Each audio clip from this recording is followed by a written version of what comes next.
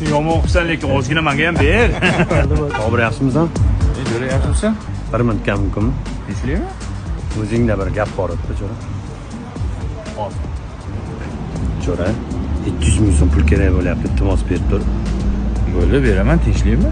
Ha, tinchlik. Faqat bolalar bilmasin, xo'p. Bo'pti, kartangni tashlab olaman.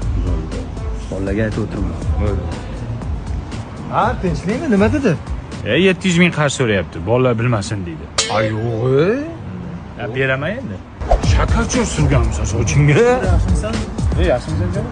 Bir minutga qarab ol. Tinchlikmi? O'zingda gapim bor edi. Yur mashinaga.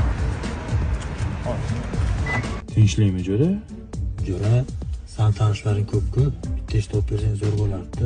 Faqat bolalarga aytma, iltimos. Ya bo'ldi, topib beraman jo'ra. Faqat bolalar bilmasin. Ya bo'ldi, gapga jo'ra. Kutaman. Tinchlikmi nima dedi? Ish topib ber deyapti, faqat bolalar bilmasin deydi. Ha, yo'q. Shunaqa dedimi?